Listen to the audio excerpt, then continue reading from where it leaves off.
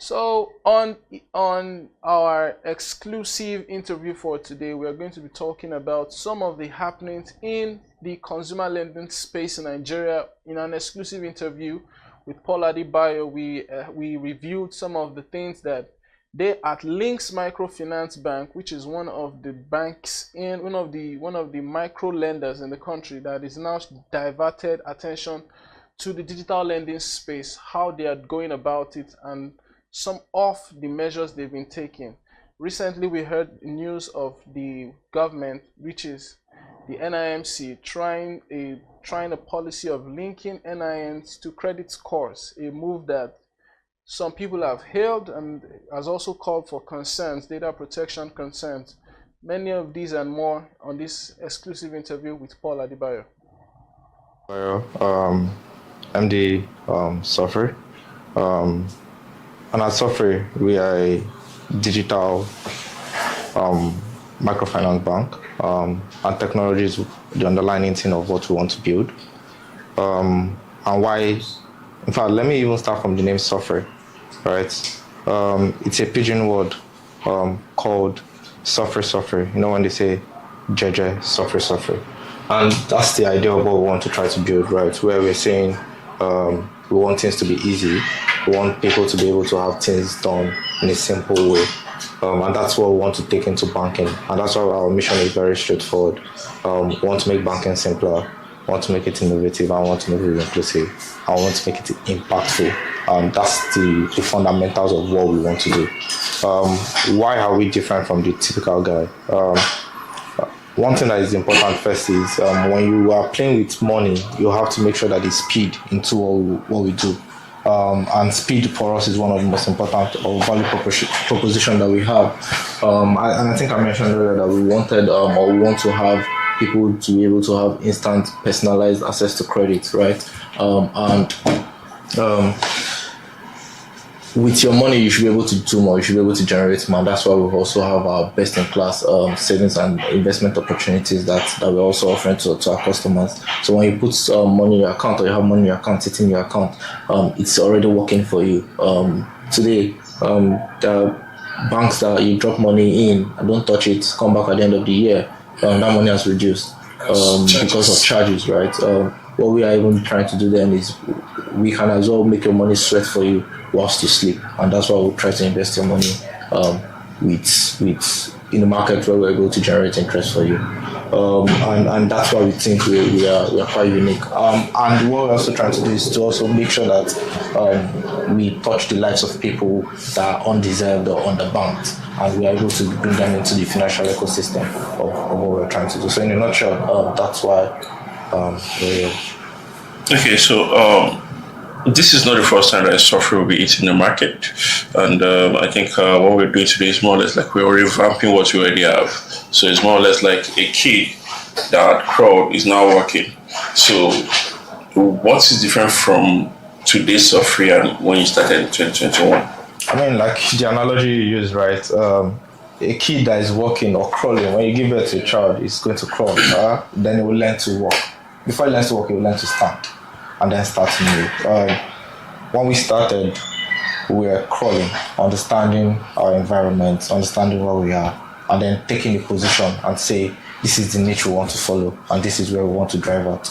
And I think we have gotten to that point where we're saying, this is the niche we're following, and this is the niche we want to go into. So, on our revamp, we got into the point where the foundation is set. We can now run rather than walk. Oh, okay. The question I want to ask is now relating to repayments. How do you plan on enforcing repayments, basically?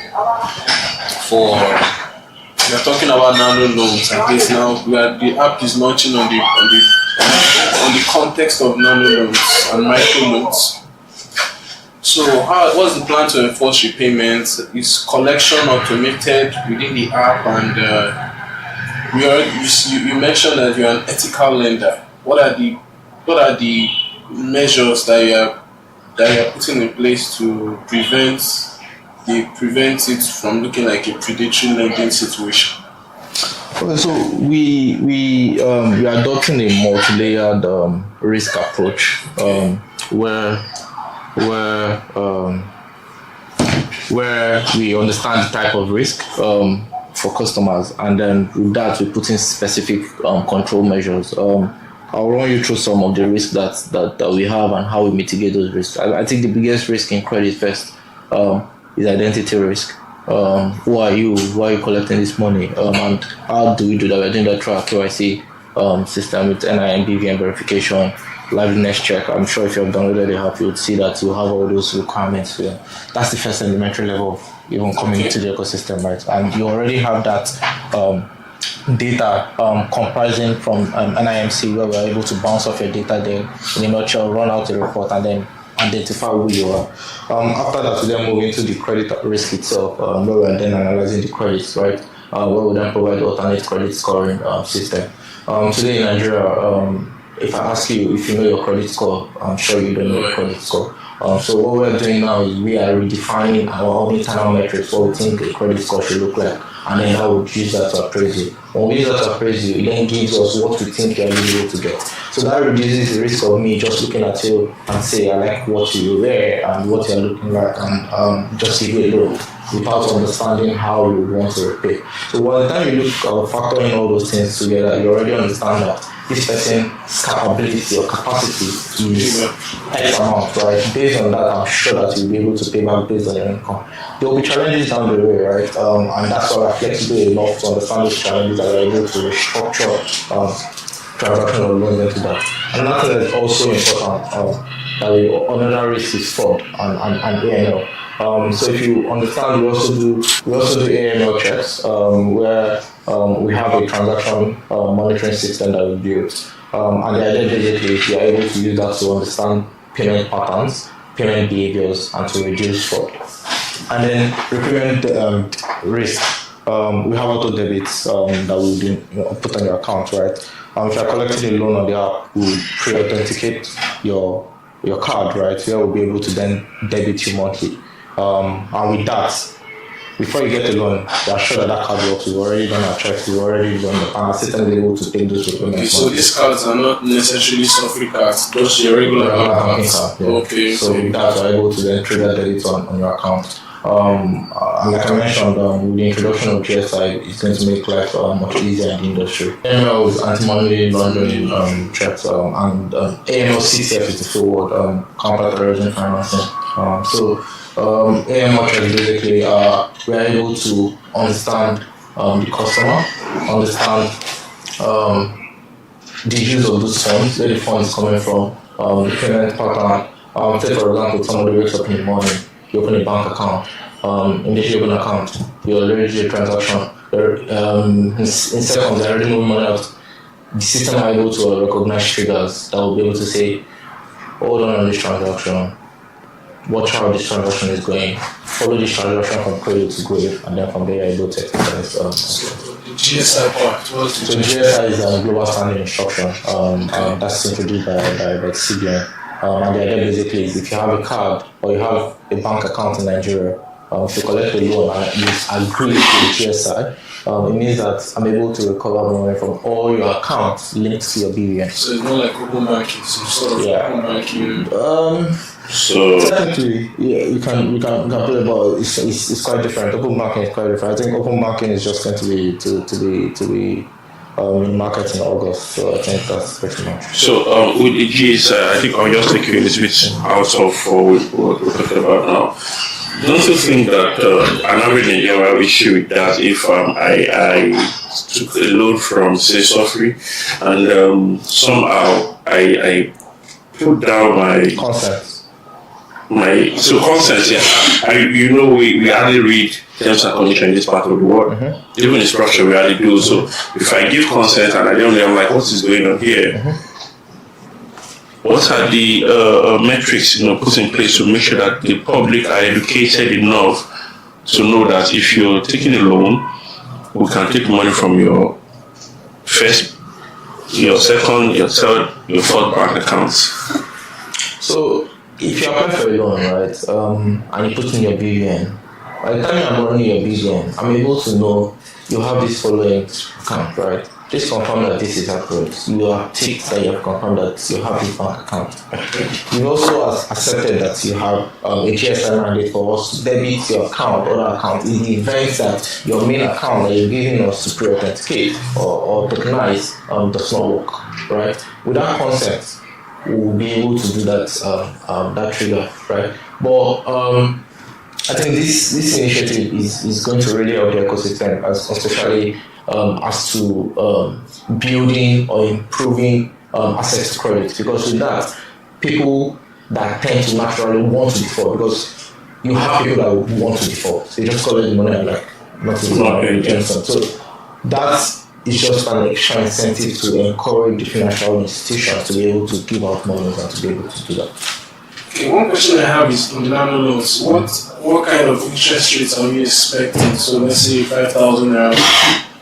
I mean, interest rate differs. Interest rate of you is quite different from the interest rate I'll give you if you have the same characteristics, right? Like I mentioned to you that because of the because of the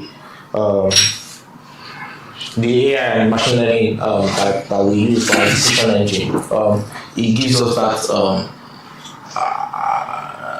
opportunity to be able to appraise it based on the loan. Typical competitors will give you an average of almost 35% monthly interest. And that's loan shark. That's killing.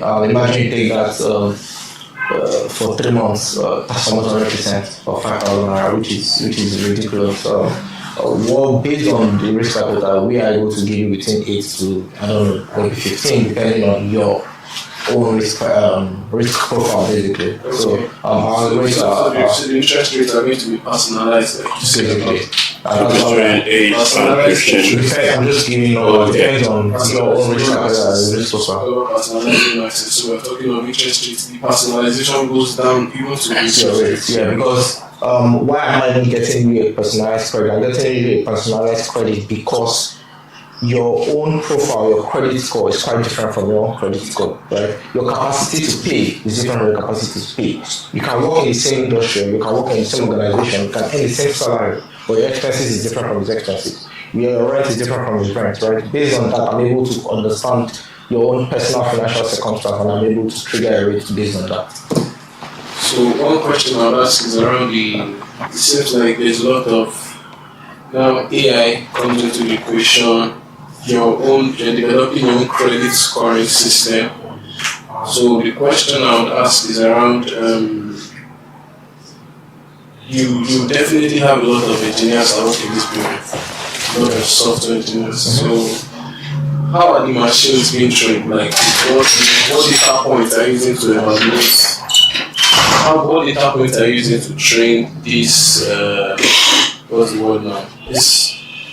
This AI, basically what data points are being used to train the machine learning language that powers the entire how to know what to give one person from another person, what interest rate. So we have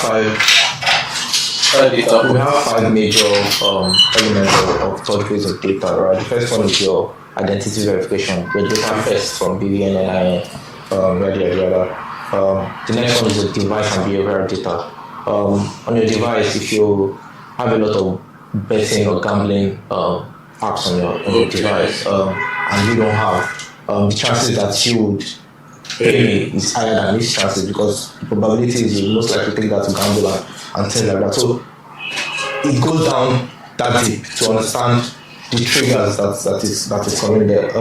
And then basically your banking and financial history. If you give me a BVN, I'm able to run your bank statement to understand transactions that flow through your account, right? And then credit bureau records. And then the last one is our own algorithm. The credit bureau is not. Every Nigerian has a credit bureau. Every Nigerian has a record. Like everybody in the financial space has a record on the credit bureau. I don't have a bank account. If you give me your phone number, I'll get your credit score. Now the question is around data privacy concerns, especially with the fact that we're now having an NDPC. And you mentioned a lot of data. How well have you ensured that you are very compliant with data protection mechanisms? You would agree with me that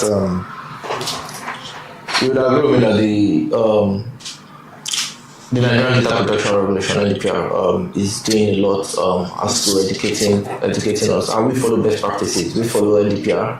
We adopt a portion of the GDPR, and then we also abide with the FCCPC rules on data privacy protection laws. And basically, the idea basically with that is to ensure that we are able to safeguard the data of people, because without having access to this data, we are not going to be able to give out this personalized financing that we pride ourselves in. And I can assure you that we have a recent NDPR rating report already, and we've had no issues of violating that policy. So I guess that you have a data protection officer. Yeah, we do. We have an ICA team. We have a full-blown group credit risk team, where they have saddled with the responsibility of ensuring that we are compliant with all regulations. We have also a full-blown compliance manager at the bank as well. And I think the team is about a team of 7 that's currently doing that. And with agree with that as it continues to scale, that team has to scale as well. So it's a compensating department based on your user base that has to increase to ensure that things are done. Even down to access to staff, that access that staff has. Not everybody can open an account or look at an account, right? The system or Bank won't allow you to do that. So we are that particular meticulous to the point where we ensure that the data of individuals are actually safeguarded properly.